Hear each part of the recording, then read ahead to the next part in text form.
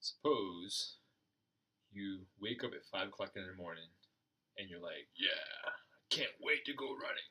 Yeah. Want to go running. You're motivated to go running. Let's go run 5 miles, 10 miles, 20 miles. Hoorah! Let's go get some. All right? That emotion, if you were to judge that person, grade that person, you would say, hey, they're pretty freaking motivated. They're excited about that. That is a workout fiend, right? Now imagine somebody has to get in shape. They got to go running, but they really don't want to get up at 5 o'clock in the morning. They really don't want to go do what they got to do. But they force themselves to get up, cursing life, grab some coffee, and then they go on a run, all right? They don't want to, but they do it. Those people have will. They have discipline. They're able to do something that they do not want to do, all right? Imagine somebody who doesn't want to get up early in the morning and doesn't have that strength of will to make themselves get up and go. All right? That person ain't getting up. And then you have another type of person who says, you know what? Don't really care about it. Don't want to do about it. In fact, I like sleeping in. And I want to sleep in. And I'm going to sleep in. No chance to getting that person up. Emotions themselves are not bad. They're not. And for a lot of situations, there is an appropriate emotion that goes with it. If I come up to you and I take something that is your property, or I transgress upon your rights, or something of that nature, you will probably feel angry. Can't help it. That's a normal connection. If I transgress upon your individual rights, you're going to feel angry.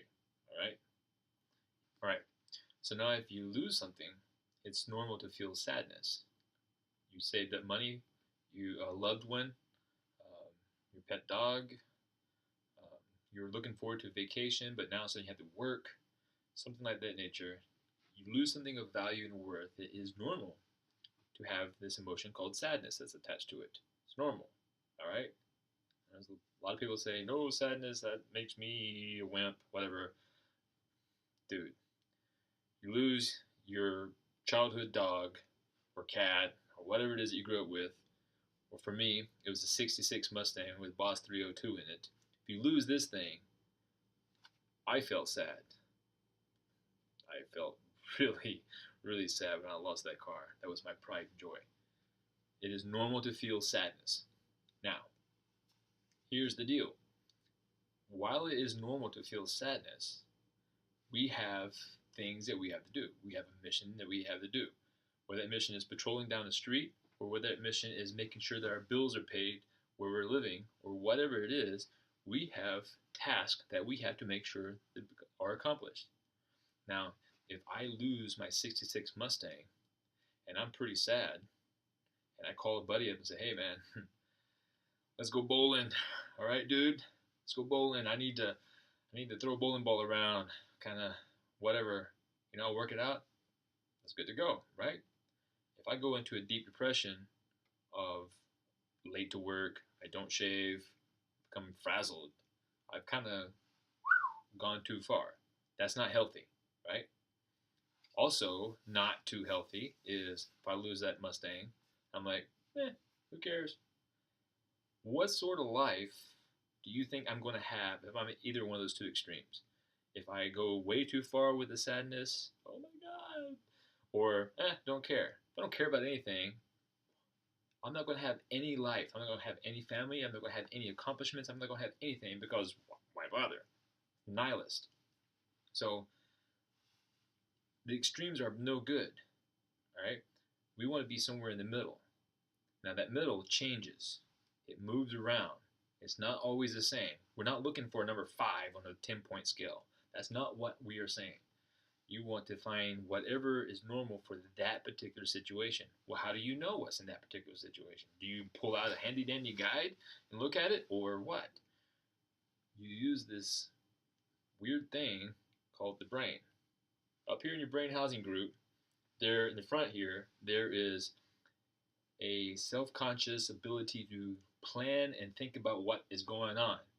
Not only what's going on in the world outside you, but also to turn inward and see what's going on inside you.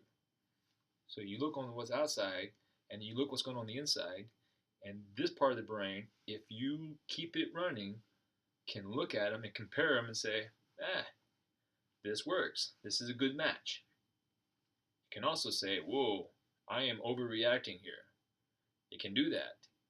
And if you do that repeatedly, what you do is that you train through time, the inside part of your brain will eventually learn to lower this natural response to whatever it is that is triggering you, whatever it is. All right. So let's talk about another thing. All right, courage. So courage is good for military, good for all sorts of people. You want to do what needs to be done, right? All right. Same difference. We know what a coward looks like. We don't want to see cowards. Somebody comes up to you, tries to take something that belongs to you, or somebody threatening your family, and you're like, hey, not my kid. You run away, right?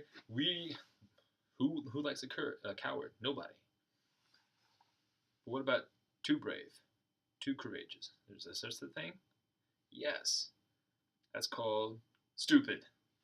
So that's how you get people into baited ambushes and things like that. It's just like they don't think clearly, they don't think tactically. They just run straight ahead without thinking about what needs to be done.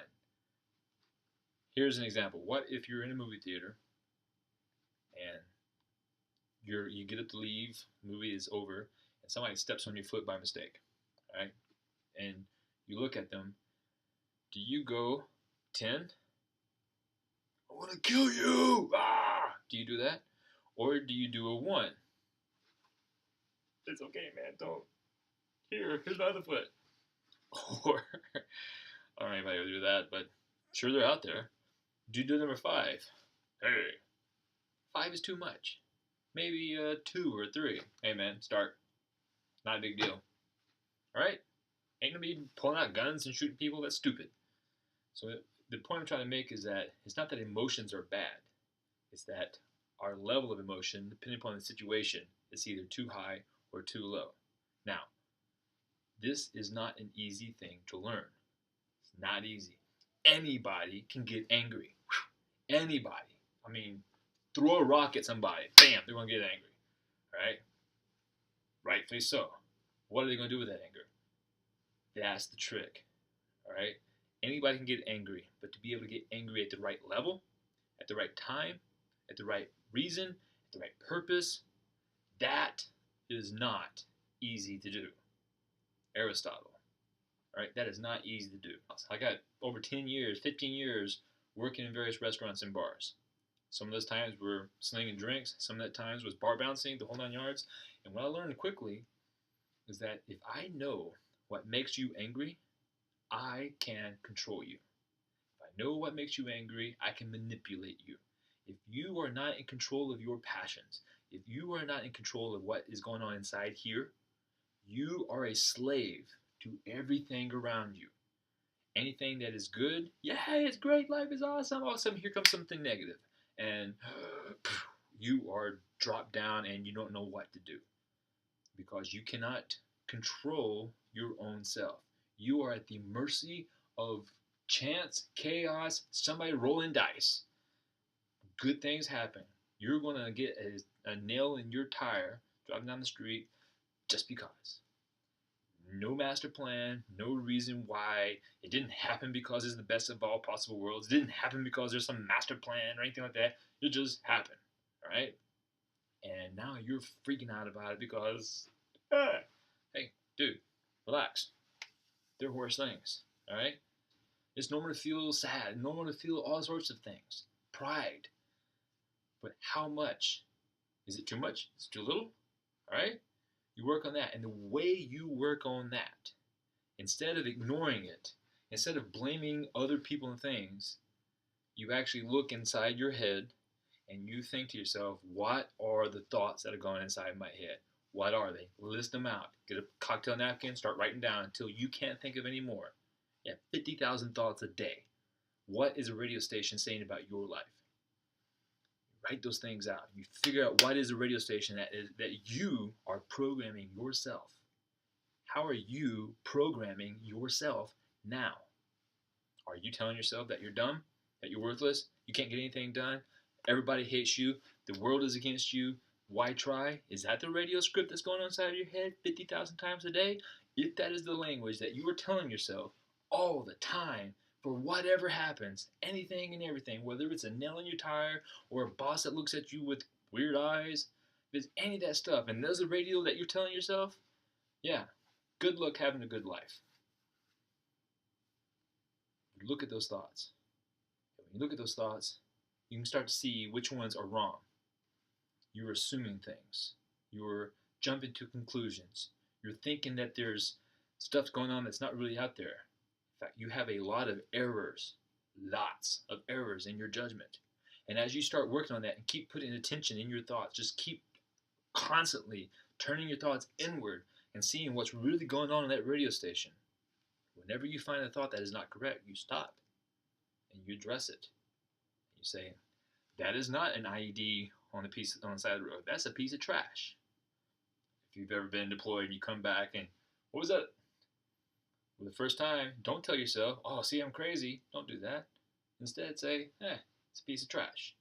And the next time, it's a piece of trash. And the next time, it's a piece of trash. And the next time. Before you know it, you're going to stop noticing those pieces of trash. You won't notice them anymore. You know why? Go look this up. Anterior Cingulate complex. Not going to talk about it. Go Google it. All right? You're going to quit noticing those things. All these things that are triggers will go away. And as you keep this focused attention on your thoughts over and over again, you may get 1 out of 10 things done right. You may control yourself 1 out of 10 times. But 3 days from now, it may be 2 out of 10 times. And 3 weeks from now, it may be 5 out of 10 times. Before you know it, you've changed yourself to 9 out of 10 times. I think that was 8. All right? Your thoughts determine your reality. I'm not talking some new age hippie thing or where like, okay, let's test this. Selma Hayek with a bottle of Jameson. Didn't work. No, I'm not talking some new age hippie stuff. I'm talking like your thoughts determine your reality, what's going on. That interior monologue that you're telling yourself. All right? What is that monologue? If you ever tell yourself, that person made me angry, you're wrong. If you tell yourself, that person made me happy, you're wrong. If you tell yourself, that person made me anxious or sad or whatever, you are wrong. The only thing on this planet that can make you feel anything whatsoever is right up here inside your head. Your thoughts. That's it. Nothing else. And if you ever catch yourself saying that, that's a stop. Stop. Look inside. What's going on? This is why it's so hard. Because if that part was easy, everybody around us would be freaking amazing. And they're not. Again, you can throw a stick at a group of people and you're going to hit a crazy person. We are surrounded by crazy people. Like Aristotle said, it's not easy. It takes hard work. It takes dedication. It takes vigilance. And guess what? More hard work, more dedication, more vigilance. You got to get up the next morning and do it again. Every time something gets you upset or angry or something like you got to stop and look again at your thoughts. Instead of blaming that your boss is an idiot or your boss is angry or the people you work with are this or that or anything like that, before you ever look at any of that stuff, you got to look at yourself inside your head. And if you're not doing that, you are perpetuating the chains of slavery in your life. And again, good luck having a life worth anything. Good luck. Ain't happening. You will be a slave. So if you want to gain control over your life, you're going to have to learn to look inside here. You cannot blame anybody or anything for anything that happens to you. It is all inside here. Not to say that circumstances don't happen. Good luck happens. Bad luck happens. But how you react to it, that's up to you. Always. So, got any questions? Shoot me an email.